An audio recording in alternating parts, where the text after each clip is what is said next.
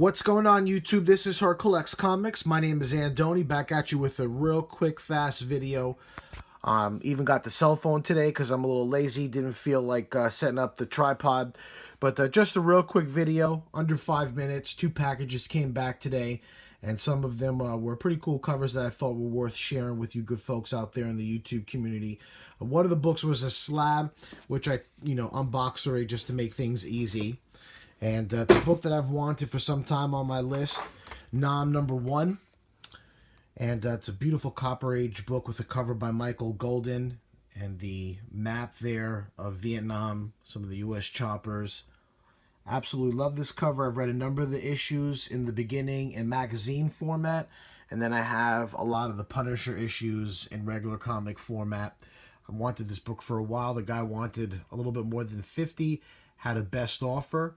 I made him an offer for 44 bucks, and he accepted, which I thought was a good deal for 9.8 white pages. I saw a number of 9.6 copies that were going for more than what this guy wanted. So I thought that was a good deal. 9.8 white pages, nice Copper Age beauty from 1986.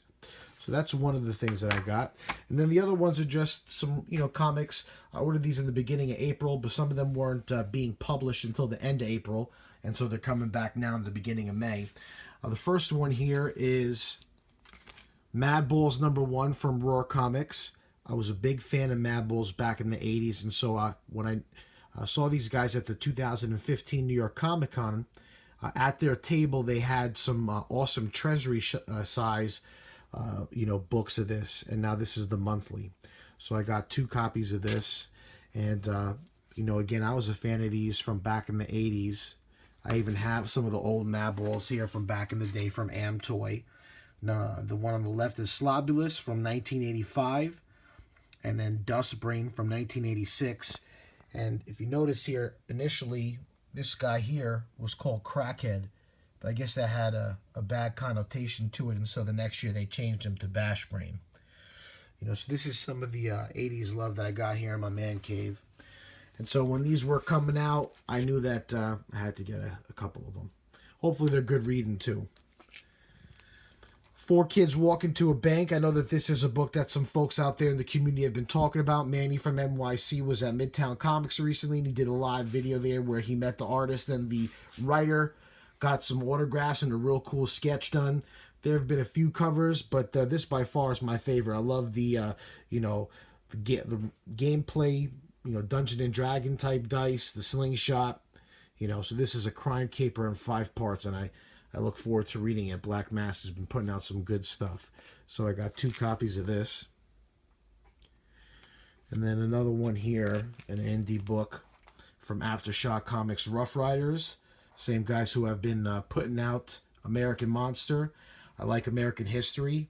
So when I saw Teddy Roosevelt on the cover of a comic book, I had to get it. And I'm really looking forward to reading this. Hopefully they do a good job and don't butcher the history. I've been collecting these action figure variant covers since they first came back to Marvel. And so every time they do one, I try to get my hands on it. The only one that eludes me still is the Boba Fett one. I just don't feel like paying 40, 50 bucks for it. Hopefully it will drop in some time.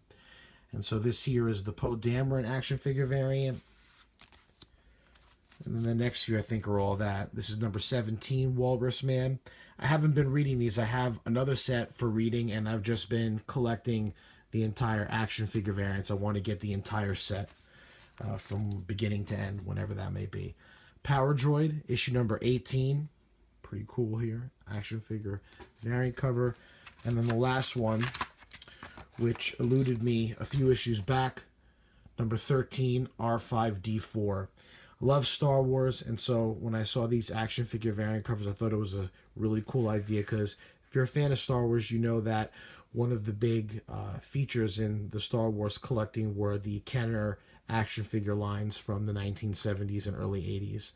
I don't collect those, but definitely pretty cool, and they go for a lot, man. So that's it. Just a quick video here, under 5 minutes. Sorry that I got ghetto and did it with my cell phone. Just down here in the man cave, there's the Punisher. You guys saw that already. I'll catch you guys down the line. Thanks for watching.